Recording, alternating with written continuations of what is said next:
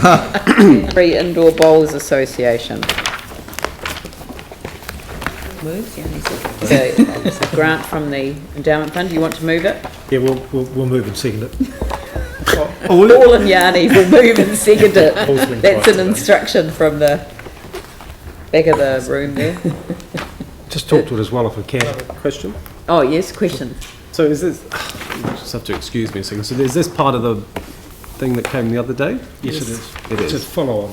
Yes. Yeah. Did you want to ask a question? They Yeah, had a deputation at the last council.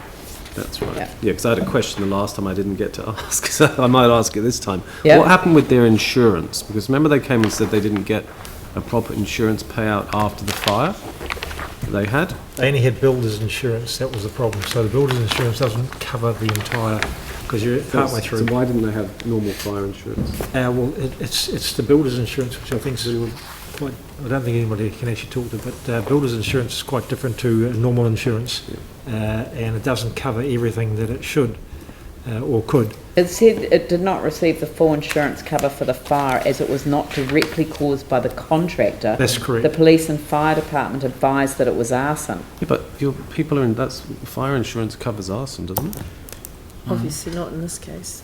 Oh, that's... Should. I think you find that is an issue when you're building a home that could be a loophole, but it is problematic for people who actually have damage caused by other things other than the contractor. That's contractor insurance, which is, and I suppose they could have got a policy to cover, but most people don't think about it. What we have to remember though here is that they got their insurance payout for the earthquake damage. They were mostly through rebuilding the thing under their contract insurance, and then someone came in and caused the arson, which burnt the entire end of the building out and damaged quite a significant part of the building, which left them short.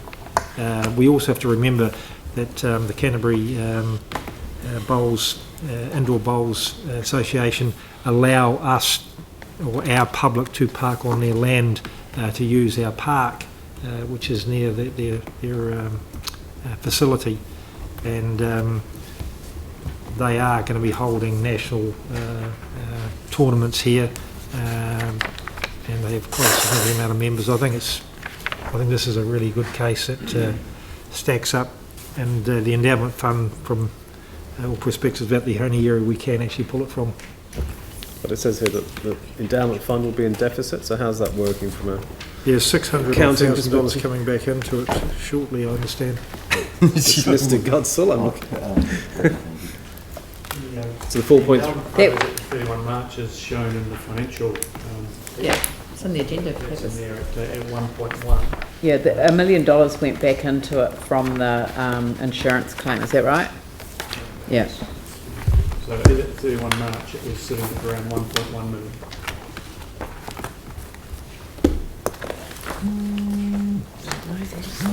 Sorry, I'm talking about the betterment fund for... I'm just talking about 4.3.2. It just says that funds will be in deficit. Wondering where that cash is coming from.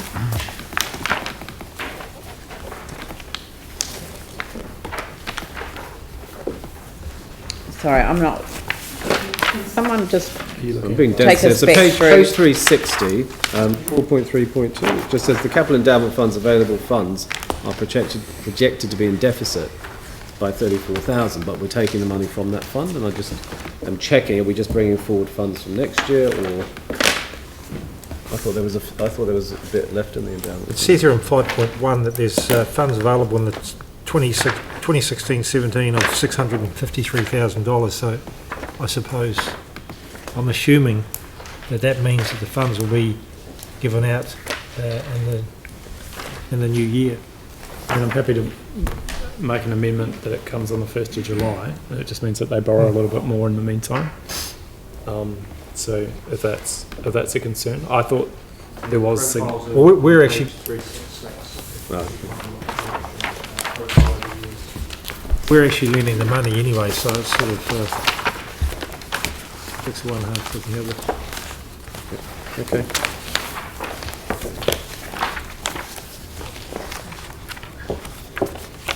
So, I mean, It's not the end of there, really.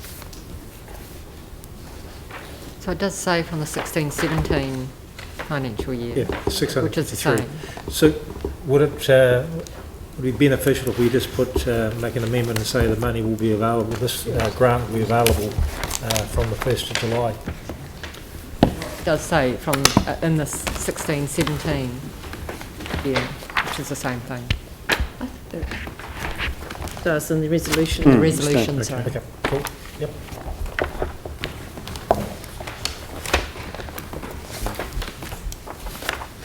Sorry, I just need a little bit of reminding about.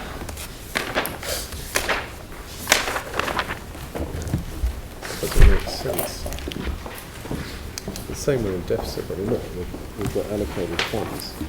So, yeah, they came to the council meeting, we asked for a further report. we've got, it's funding, I forgot, it's not being used. I don't understand.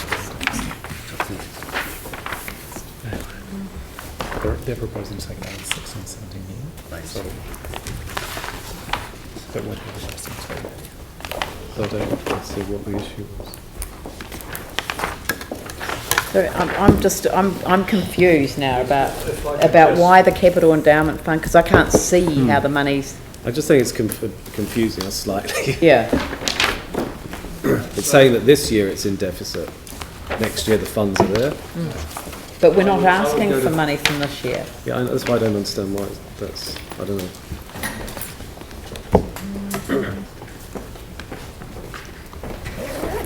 I guess we're asking, why does 4.3.2 exist? Yes. Yes. This is Okay, and if I can turn to the, if you can look at the appendix at the same time, you can see we're forecast to be deficit. It's talking about at 30 June by 34,000. That 34,000 comes under the unallocated funds brought forward line, whereas you can see about four lines down in bold, unallocated funds carried forward of 653, and that refers to the second part of paragraph 432. However, there are available funds in the 16-17 financial years for allocation. Council has not yet considered any prioritisation of these funds. So I think within that basis, you don't need to make it 1 July or 17-18. It's appropriate within the 16-17 year for your choice. Right, okay, that's fine, thank you. Andrew. Thank you.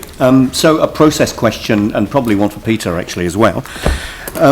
Here we've got a resolution in front of us to make this allocation from the Capital Endowment Fund. Is this the normal process for doing that? Because I know there has been some confusion around how the allocations from the Capital Endowment Fund are made and what the normal processes for that would be. Is this part of that normal process, or is this an exception?